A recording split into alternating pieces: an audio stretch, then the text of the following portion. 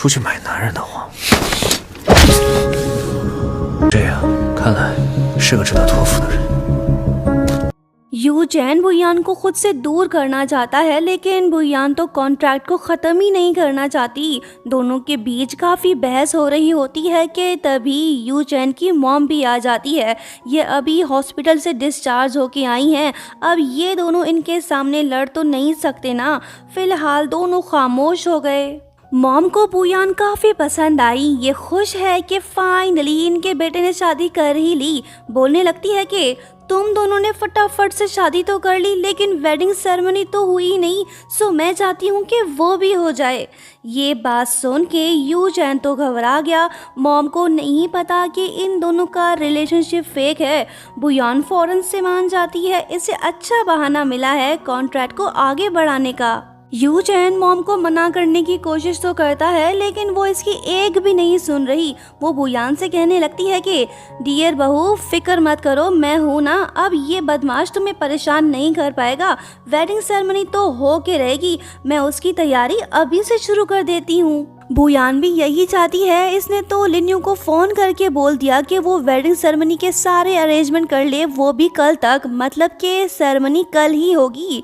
ये सब सुन के यूचैन तो आग बबोला हो गया और बुयान को अपने साथ ले गया। कहने लगा कि मैडम, ये मत सोचो कि सिर्फ एक फ़ोन कॉल करने से सेरेमनी हो जाएगी। मैं पहले भी बोल चुका हूँ और अब भी कह रहा हूँ कि ये सब नहीं होने वाला। यूचैन तो इसे टीज करने लगा ताकि ये खुद इसे छोड़ के चली जाए, लेकिन बुयान तो इसकी बातों में नहीं आने वाली। बोलने लगी कि जब मैं कोई फैसला ले लेती हूँ तो मैं इसे कभी चेंज नहीं करती। लड़के अपनी तैयारी कर ले, ये हो के रहेगा। ये बात बोल के जब वो जाने लगती है तो यूचैन इसे रोकता है और बोलने लगता है कि सुन लड़की, मैं ऑलरेडी डिसाइड कर चुका हूँ, मेरा फैसला नहीं बदलेगा। अगर तुम यहाँ से नहीं गई तो मैं तुम्हें बांध के गाड़ी में बिठा कर रवाना कर दूंगा, समझी? वो बोलती है कि ओ अच्छा, तो तुम भी ये बात अपनी खोपड़ी में बिठा लो कि मैं उस वक्त तक यहाँ से नहीं जाने वाली जब तक कि मुझे वो नहीं मिल जाता जो मैं चाहती हूँ। अगर तुम दोबारा मुझे नहीं देखना चाहते तो मुझे वो हासिल करने दो जो मुझे चाहिए। यूचैन तो सोच में पड़ गया। इसके पास 3 दिन हैं। अगर बुयान यहाँ से नहीं गई तो वो मुसीबत में पड़ सकती है। बोलने लगता है कि ठीक है, अपनी बात पे कायम रहना, जो तुम्हें चाहिए मैं उसे हासिल करने में तुम्हारी हेल्प करूँगा। फिर तुम यहाँ से कहीं दूर चली जाना, कभी वापस मत लौटना। ये सिर्फ सेरेमनी तो है, चलो ये रस्म भी पूरी कर लेते हैं। बुयान ने एक बार फिर से यूचैन को मजबूर कर दिया कि वो उसकी बात माने। सीन शिफ्ट हुआ और दिन भी बदल गया। मॉम की ख्वाहिश के मुताबिक आज इन दोनों की वेडिंग सेरेमनी होने जा रही है। बुयान के दोनों बच्चे भी आ गए। दादी इनसे मिलके काफी खुश हुई। बुयान रेड ड्रेस में काफी ब्यूटीफुल लग रही है तो यूचैन भी सूट बूट पहन के हैंडसम लग रहा है। इनकी जोड़ी परफेक्ट तो है, लेकिन रिलेशनशिप नहीं। ये तो बुयान को लिफ्ट भी नहीं करा रहा। फोर्स मैरिज से ये बंदा बड़ा ही नाखुश है। सेरेमनी स्टार्ट हो गई। मॉम बुयान को खानदानी ब्रेसलेट देती है। ये बड़ी खुश है, हो भी क्यों ना, आज इसके बेटे की शादी जो है। शातिर हसीना वानली भी मौजूद है। कहने लगी कि मैंने सुना है कि सेरेमनी का सारा खर्चा बुयान ने किया है। यूचैन, क्या इसने तुम्हें शादी के लिए फोर्स किया? ये बात सुन के सभी गांव वाले बातें करने लगे। यूचैन को कुछ तो करना होगा जिससे इन सब का मुंह बंद हो जाए। लो जी, इसकी ही कमी थी, पुराना आशिक भी आ गया। यूचैन रोमांटिक होके इमरान हाशमी बन बैठा ताकि इन सबको यकीन हो जाए कि ये बुयान से प्यार करता है।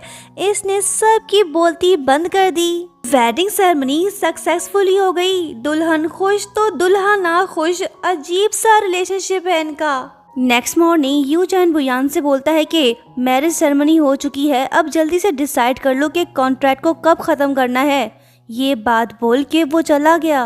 बुयान अपनी सहेली से जा मिलती है और उससे बताने लगती है कि वो नहीं मान रहा, कॉन्ट्रैक्ट को ख़त्म करना चाहता है और पेनल्टी भी देने को तैयार है। लिन्यू बोलती है कि ठीक है, फिर जब ये सब ख़त्म हो जाएगा तो तुम उसे अपनी ज़िंदगी से आउट कर देना और अपने बच्चों को लेकर चली जाना, सिंपल। तुम इतनी उदास क्यों हो? कहीं तुम्हें उससे प्यार तो नहीं हो गया? वैसे वो हरामखोर तुम्हारे लिए सही नहीं है, उससे बच के रहना। सहेली की एडवाइस तो अपनी जगह पर क्या बुयान सच में यू चैन से प्यार कर बैठी है? ये तो हमें जल्द ही पता चल जाएगा। उधर दूसरी तरफ यू चैन डॉक्टर तेंगजी के पास जा पहुंचा और उससे पूछने लगा कि तुम दोनों कब मिले, तुम्हारा ब्रेकअप क्यों हुआ, बताना पसंद करोगे? तेंगजी इसके किसी भी सवाल का जवाब नहीं देने वाला, ये खामोश है। यू चैन भी इसे चिढ़ाते हुए बोलने लगा कि ओ अच्छा, तो उसने तुम्हें डम किया था, जरूर तुमने उसे धोखा दिया होगा। ये बात सुन के तेंगजी के मुंह से सच निकल ही गया। कहने लगा कि वो मेरी पहली मोहब्बत थी, लेकिन मेरे पेरेंट्स नहीं माने। यू चैन पूछता है कि ओ अच्छा, पहला प्यार, उसके बाद और कितनी लड़कियां तुम्हारी जिंदगी में आई? वो बोलता है कि सिर्फ बुयान और कोई नहीं। यू चैन पूछता है कि तो फिर तुम्हारे पेरेंट्स ने बुयान को एक्सेप्ट क्यों नहीं किया? ये बात सुन के तेंगजी खामोश हो गया। ये इसे आगे कुछ भी नहीं बताना चाहता। यू चैन बोलने लगा कि पेरेंट्स के इनकार के बावजूद भी तुम बुयान से इतने ऑब्सेस्ड क्यों हो? वो बोलता है कि पास्ट की बात है, अगर अब ऐसा हुआ होता तो तुम जैसों को कभी चांस ना मिलता। यू चैन को इसकी बातों से अंदाजा तो हो गया कि ये बुयान को लेकर काफ़ी सीरियस है, ये आसानी से उसका पीछा नहीं छोड़ने वाला। कहने लगता है कि उसे तो तुम्हारी परवाह तक नहीं, वो तो किसी और के साथ खुश है। अब तुम क्या करोगे? बस बैठकर तमाशा देखो। ये बात सुन के तेंगजी तो भड़क गया। इसने यू चैन को पंच दे मारा। यहाँ हम ये बात नोट करते हैं कि यू चैन इसे परख रहा था, अब जाके इसे यकीन हो गया कि ये लड़का भरोसे के लायक है, मतलब कि ये बुयान के लिए ठीक है। ये वापस लौट गया। रात काफ़ी हो चुकी है। जब बुयान अपने घर वापस जा रही होती है तो तभी एक अननोन पर्सन इसके सामने आ जाता है। ये इसे अपने साथ ले जाना चाहता है। बुयान भी फुली प्रिपेयर थी। इसने इलेक्ट्रिक शॉक डिवाइस का यूज़ करके इसे भगा दिया। यू चैन भी आ पहुंचा। कहने लगा कि तुम इतनी रात को बाहर क्या कर रही हो? डरी सहमी बुयान की नज़र जब यू चैन पे पड़ती है तो इसके दिल को सुकून मिलता है। वो जाके उसे हग कर लेती है। साफ दिख रहा है कि यू चैन को इस लड़की की काफ़ी फिक्र है। ये इसे हक तो करना चाहता है पर कर नहीं पा रहा। कहने लगता है कि आइंदा से जब भी आओ तो मुझे बता देना, मैं तुम्हें पिक कर लूँगा। वो बोलती है कि इसकी कोई ज़रूरत नहीं, तुम तो कॉन्ट्रैक्ट को ख़त्म करना चाहते हो ना, मैं अब तुम्हें और परेशान नहीं करना चाहती। यू चैन बोलता है कि हाँ ये ठीक है, चलो अब बाइक में बैठो। बुयान नहीं बैठती, ये पैदल ही घर पहुंच गई। ब्रदर यूजिन भी यहीं आसपास ही मौजूद है। ये तब तक यू चैन का पीछा नहीं छोड़ने वाला जब तक कि वो इसकी बात नहीं मान लेता। उधर दूसरी तरफ बुयान थोड़ी परेशान दिखाई दे रही है। सोचने लगती है कि जिसके पास पैसों की कमी हो वो अचानक से पेनल्टी पे करने को कैसे तैयार हो गया? आखिर इसके पीछे क्या रीज़न है? ये सोच ही रही होती है कि तभी यू चैन भी आ जाता है। बुयान इससे कहने लगती है कि यू चैन, ज़रूर तुम किसी मुसीबत में हो, सच बताओ बात क्या है? क्या तुम मेरी वजह से कॉन्ट्रैक्ट को ख़त्म करना चाहते हो? यू चैन इसे कुछ नहीं बताता। बुयान भी मायूस होके सो गई। देखते हैं बुयान को कब पता चलता है कि यू चैन इसे बचाने के लिए ये सब कर रहा है।